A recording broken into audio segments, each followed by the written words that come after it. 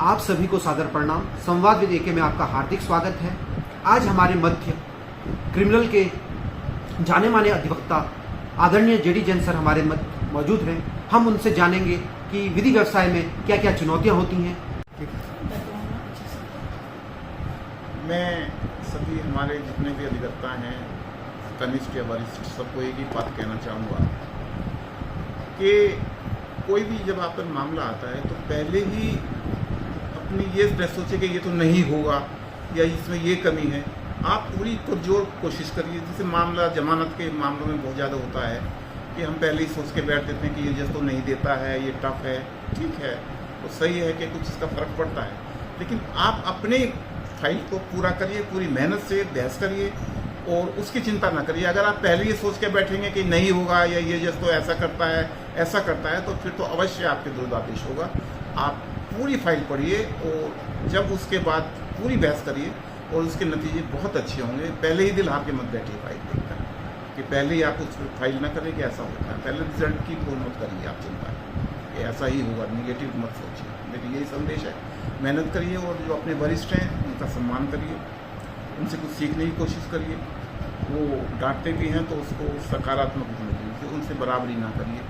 अक्सर कोर्ट मैंने देखा है कि हमारे वरिष्ठ अधिवक्ता भी कभी कभी हमारे जो उनके सहयोगी अधिवक्ता हैं कनिष्ठ, उनसे उनका शोषण भी करते हैं। मैं तो कभी कभी शोषण ही मानता हूँ, तो वो भी थोड़ा सुधार लाएँ। अपने जो अधिवक्ता आते हैं उनके साथ हैं, उनका ध्यान रखें, उन्हें सिखाएँ और उनका अदरवाइज भी आर्थिक रूप से भी ध्यान रखें। हमने ये देखा है कि हमारे वरिष्ठ, हमारे जो एसोसिएट अधिवक्ता हैं, उनका ध्यान नहीं रखते, तो उनका आर्थिक रूप से भी ध्यान रखें कि उनका भी आजीविका का साधन है, चाहे वो जूनियर है। इसका मतलब ये नहीं कि आप उन्हें बिल्कुल ही उनको उससे काम कराएंगे और उनका शोषण करेंगे। बस मेरा यही संदेश है, मेहनत करें, विश्वास रखें, न्याय व्यवस्था पर विश्वास रखें, उससे मुक्त बनाएं। थैंक यू सर, एक अच्छा वकील बनने का मूल मंत्र क्या है? देखिए, सबसे आज के समय में सबसे अगर टफ प्रोफेशन हो, असुरक्षित व्यवसाय है, वो वकालत है। सफलता के तो यही है कि अगर आपको 1 से 2 साल बिना काम खाली बैठने की 10 से 4 आदत पर डालनी होगी, वरना तो अगर आप हताश हो जाएंगे, क्योंकि 1-2 साल में तो आपके काम आएगा नहीं, ना आपकी आय होगी, और आप फ्रॉड ना करें, कहीं कच्चे लालच में ना फंसें। 2 साल व्यवसाय में वेट करें तो आप बिल्कुल सफल होंगे। मैं दावे से कह सकता हूँ, बिल्कुल सफल नहीं। अगर आप पहले ही हताश हो गए, यहाँ पे काम नहीं है, यहाँ पर पैसा नहीं आ रहा है, तो फिर आपके लिए समस्या। पढ़ते रहें 2 साल, किताबें आएँ, किताबें लें, रूलिंग पढ़ना आप उपलब्ध हों तो लाइब्रेरी में बैठें, लेटेस्ट रूलिंग पढ़ें, ऑनलाइन देख के कुछ ना कुछ पढ़ते रहें और पूरी रूलिंग पढ़ें, हेड नोट्स नहीं पढ़ें, उसमें फैक्ट्स देखें और उसके बाद करेंगे। मेरी समझ में ये आता है कि वो सफल जरूर होगा। सर, विधि व्यवसाय में आपने पुराना दौर भी देखा है और नया दौर भी देख रहे हैं आप, दोनों में क्या अंतर है? चाहे एडवोकेसी के रूप में, चाहे जजेस के जजमेंट के तौर पर, आप किस रूप में देखते हैं? गुणवत्ता में तो गिरावट आई, उसके लिए तो दोनों ही जिम्मेदार हैं। लेकिन मैं आपको बताऊं, पहला तो आप ये देखिए कि पहला सिस्टम क्या था न्यायपालिका में। जब पहले ये था कि जब कोई नया भर्ती होते थे PCSJ में, जिसको हम मुंसिफ कहते थे, अब तो सिविल जज जूनियर डिवीजन है, उसको 3 साल तक वो स्टेनो नहीं देते। उनको जजमेंट अपने हाथ से लिखने होते थे और सिविल के जजमेंट लिखने होते थे, क्रिमिनल काम नहीं देते। आज स्थिति ये है कि नया लड़का जो भर्ती होकर आता है, पहले दिन उसको स्टेनो मिल जाता है और वो एडजॉर्नमेंट एप्लीकेशन पर भी स्टेनो को बुलाकर ऑर्डर लिखाता है, सुना, प्रस्तुत प्रार्थना पत्र, तारीख लगाने हेतु आदेश हुआ, स्वीकृत।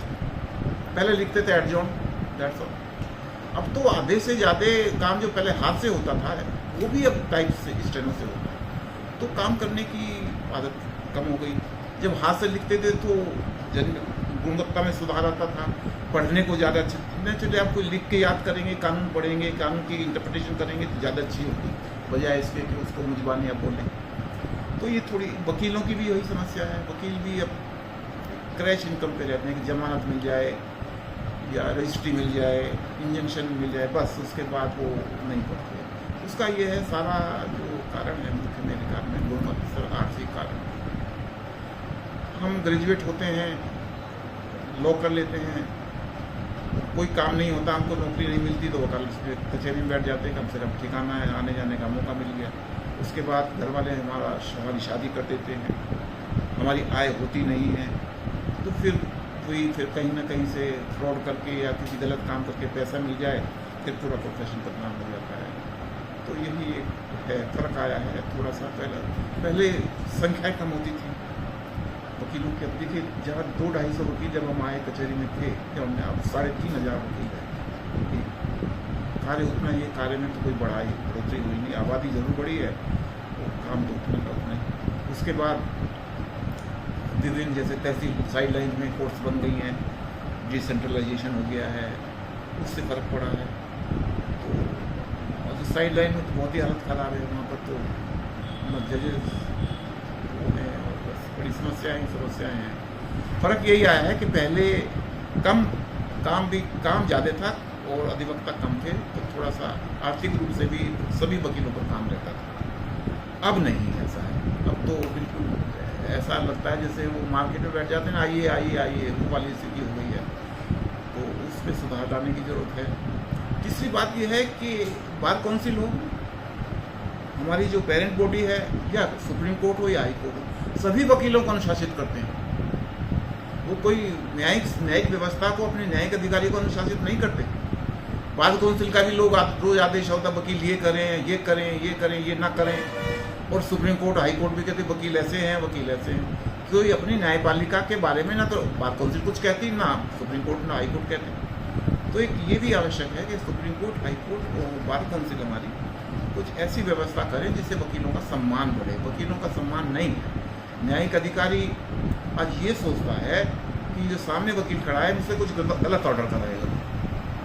वकील ये सोचता है जज को कुछ आता नहीं, ये गलत ऑर्डर ही करेगा। तो सबसे बड़ी अंतर ये आया है। इस व्यवस्था में थोड़ा सुधार लाना होगा, एक दूसरे के प्रति विश्वास उत्पन्न करना होगा बार और बेंच पे। और इसके लिए हम और आप तो नहीं, शायद बार काउंसिल कुछ करे, सुप्रीम कोर्ट करे, वो दिशा निर्देश देते हैं वो लोग, इस मामले में दिशा निर्देश दें। दूसरी बात यह है कि अगर शिकायत किसी की भ्रष्टाचार, न्यायिक भ्रष्टाचार के ऊपर ध्यान नहीं है सुप्रीम कोर्ट, हाई कोर्ट, आर्थिक भ्रष्टाचार के ऊपर, अगर आप कानून के विरुद्ध आदेश करते हैं, किसी कानून के विरुद्ध आप किसी की जमानत खारिज करते हैं, तो वो भी तो न्यायिक भ्रष्टाचार है। या किसी को गलत सजा कर देते हैं, वो भी न्यायिक भ्रष्टाचार है। हमने देखा है महाराष्ट्र में ये खानविलकर जब जज थे, अब तो सुप्रीम कोर्ट के जज रिटायर हुए हैं, उन्होंने कई जजों को बर्खास्त कर दिया कि उन्होंने गलत सजा कर दी, जमानत नहीं दी जानबूझकर। तो ऐसा भी कंट्रोल होना चाहिए, दोनों तरफ कंट्रोल होना चाहिए, ये जब भी सुधार। धन्यवाद सर। एक आखिरी प्रश्न, जैसा कि माना जाता है कि पहले अधिवक्ता व्यवसाय में, विधि व्यवसाय में वो लोग आते थे जिनकी आर्थिक स्थिति बहुत अच्छी होती थी। मेरा एक, क्योंकि नए अधिवक्ताओं के लिए प्रश्न है कि आप जब इस विधि व्यवसाय में आए तो आपने जो ये वैभव धन संपदा अर्जित की है, क्या विधि व्यवसाय से अर्जित की या आपकी पेरेंटल ये आपको अर्जित मिली है? देखिए, इसकी तो बहुत कहानी है। मुझे तो दुर्भाग्यवश, हालांकि नहीं कहनी चाहिए, व्यक्तिगत बात है, मेरे फादर ने वसीयत कर दी थी कि उनकी संपत्ति से मुझे कुछ ना मिले। और एक और हादसे की बात है, मुझे ससुराल से भी कुछ नहीं मिला। और मेरे पास जो भी है, एक सुई से लेके मकान तक, वो सब अपना ही है, सेल्फ फंड है। जब हम आए, मैंने बताया ना, पहले अधिवक्ता कम होते थे और एक हमने सौभाग्य दुर्भाग्यवश जूनियरशिप नहीं की किसी की, तो हाथ की लकीरें हैं, हो गया तो हो गया। तो लेकिन इसमें आर्थिक रूप से देखिए, कोई वकील आता है, वो इस पर डायरेक्ट तो प्रैक्टिस नहीं शुरू करता, उसको कहीं ना कहीं किसी बड़े चैम्बर में एसोसिएट होता है, जूनियर होता है। ये तो हमारे जो वरिष्ठ अधिवक्ता हैं, जिनकी अच्छी आय है, उनको ध्यान रखना होगा कि वो हमारे जो वकील हैं, जो उनके जूनियर्स हैं, उतने ही जूनियर रखें जिनको वो आर्थिक रूप से कम उनकी दिन प्रतिदिन का खर्चा तो निकाल सकते हैं। तो वो इसके लिए तो वो ही कर सकते हैं, न इसमें कोई किसी सरकार कुछ कर सकती है, ना बार काउंसिल कुछ कर सकती है, ना ऐसा कोई फंड हो सकता है। ये तो हमें अपने अंदर ही एक ऐसी व्यवस्था कायम करनी होगी कि हम एक दूसरे का ध्यान रखें। अगर हमारा कोई जूनियर है या हमारे से कोई कनिष्ठ है या एसोसिएट है, ये ध्यान रखें कि इसको कोई परेशानी तो नहीं है, इसके प्रति कोई कमी तो नहीं है, इसके बच्चे की फीस भी चलेगी या नहीं चलेगी, अगर कोई जिसकी शादी हो गई, बच्चे हैं, तो इसमें तो हम लोग आपस में जिम्मेदार हैं, इसमें कोई हम सरकार या किसी कौन से को जिम्मेदार नहीं। धन्यवाद सर, आज आपने अपना बहुमूल्य समय संवाद विद एके को दिया। हम आपके लिए आभारी हैं। आपका बहुत बहुत धन्यवाद। Thank you.